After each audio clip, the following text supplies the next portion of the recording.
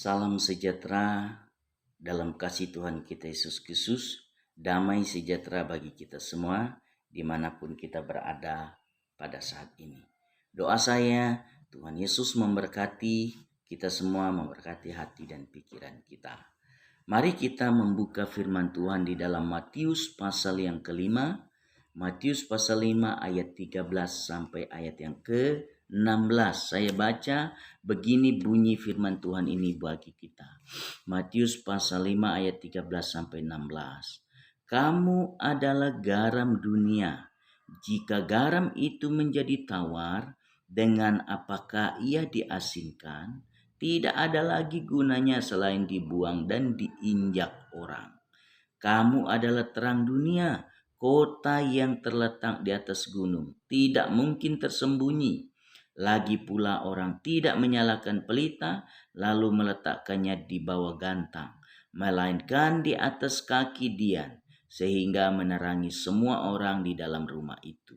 Demikianlah hendaknya terangmu bercahaya di depan orang, supaya mereka melihat perbuatanmu yang baik dan memuliakan Bapamu yang di surga. Puji nama Tuhan. Terima kasih saudara-saudaraku yang diberkati Tuhan. Tema firman Tuhan yang kita mau renungkan saat ini yaitu menjadi terang dalam dunia kerja. Menjadi terang di dalam dunia kerja. Saudara-saudara, setiap orang percaya pasti ada hubungannya dengan dunia kerja. Karena kita ini adalah manusia yang harus bekerja. Tempat kerja Anda dan saya adalah tempat pelayanan Anda juga. Sekali lagi, tempat kerja Anda adalah tempat pelayanan saudara. Oleh karena itu, berusahalah membuat Yesus sebagai pusat dari semua yang Anda lakukan di tempat kerja Anda. Allah sedang mencari orang percaya yang berdedikasi untuk mewujudkan nilai-nilai kerajaan Allah di tempat kerjanya dan melayani serta menjangkau jiwa melalui profesi masing-masing. Itu yang Tuhan sedang cari luar biasa saat ini. Karena Allah tidak hanya peduli pada kerohanian Anda saja, tetapi Dia juga Allah yang peduli pada pekerjaan Anda. Melayani, menjangkau jiwa melalui profesi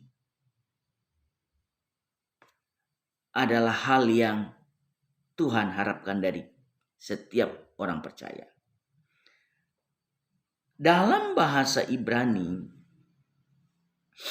kata dasar dari kerja dan beribadah itu sama, saudara, yaitu apoda. Artinya ibadah.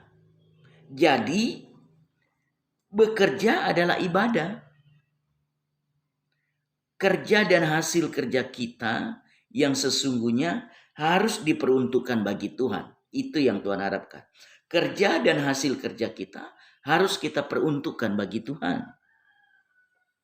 Itulah sebabnya kita harus bekerja dan berprestasi dalam pekerjaan kita. Berprestasi dalam bekerja. Saudara-saudaraku, sekali lagi saya mengingatkan kita bahwa tempat kerja Anda adalah tempat pelayanan Anda sekarang. Oleh karena itu saudara, kita harus pahami baik-baik. Seorang percaya Tuhan, seorang anak Tuhan adalah seorang yang harus mengenali panggilannya di dunia kerja. Sekali lagi, seorang percaya atau seorang anak Tuhan adalah seorang yang harus mengenali panggilannya di dunia kerja. Yang menerapkan prinsip Alkitab dalam pekerjaannya. Prinsip Alkitab yang harus diterapkan dalam pekerjaan adalah, itu pertanyaannya, prinsip Alkitab yang harus diterapkan dalam pekerjaan ada 3 yang saya mau ungkapkan pada bagian ini. Ada 3. Yang pertama, memiliki komitmen untuk melayani. Dimanapun saudara bekerja, saudara, dimanapun Anda ditempatkan, engkau harus menerapkan prinsip Alkitab ini. Harus memiliki komitmen untuk melayani di sana. Artinya bekerja dengan prinsip melayani. Orang lain, kalau engkau bekerja di kantor, engkau harus memiliki prinsip melayani orang di sana. Kalau engkau sebagai perawat, kalau engkau sebagai dokter, engkau juga harus menerapkan prinsip kerja melayani di sana.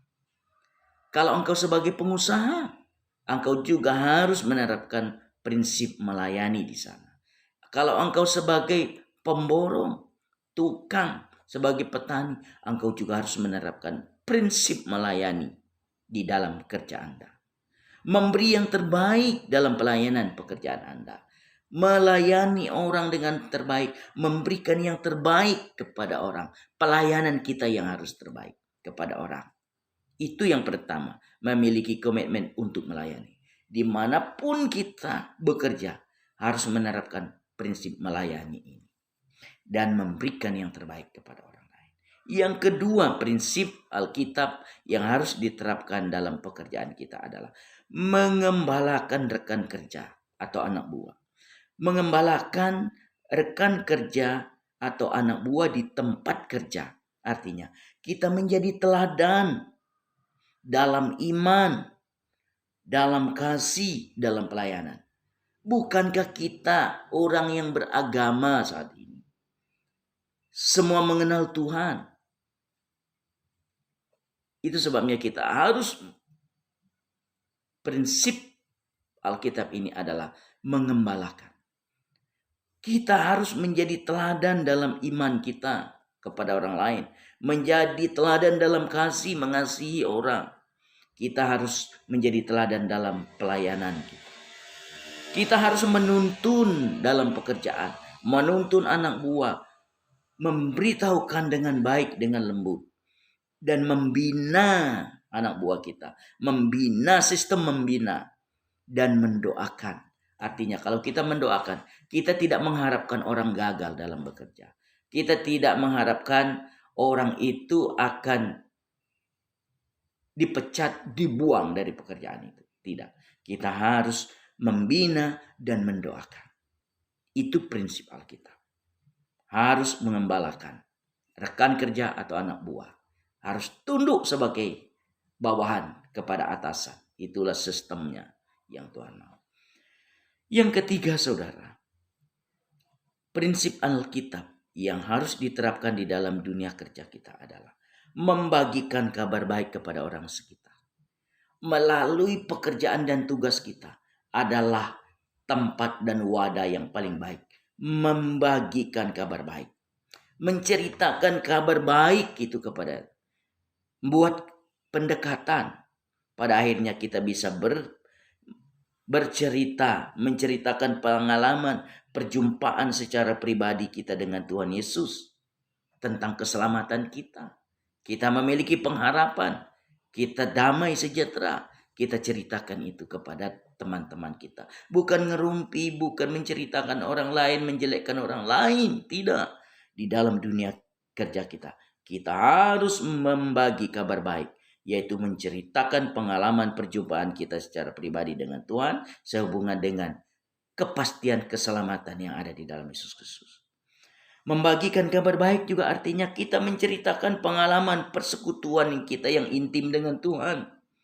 Pengalaman kedamaian, sukacita yang kita alami di dalam Tuhan. Pengharapan yang kita dapat dalam Tuhan. Itu yang harus kita ceritakan. Bukan hanya untuk diri kita sendiri. Saudara-saudaraku yang diberkati Tuhan. Mari kita menerapkan prinsip Alkitab di dalam dunia kerja kita. Dengan cara kita harus memiliki komitmen untuk melayani. Yang kedua, kita harus mengembalakan rekan kerja atau anak buah kita di tempat kita kerja. Yang ketiga, kita membagikan kabar baik kepada orang di sekitar kita, pengalaman pribadi kita dengan Tuhan, keselamatan yang kita terima, pengharapan dan sukacita yang kita alami. Demikianlah renungan firman Tuhan yang singkat ini. Doa saya, Tuhan Yesus memberkati saudara sekalian dimanapun berada. Damai sejahtera memenuhi kehidupanmu, sukacita dari Tuhan, berkat Tuhan mengalir dan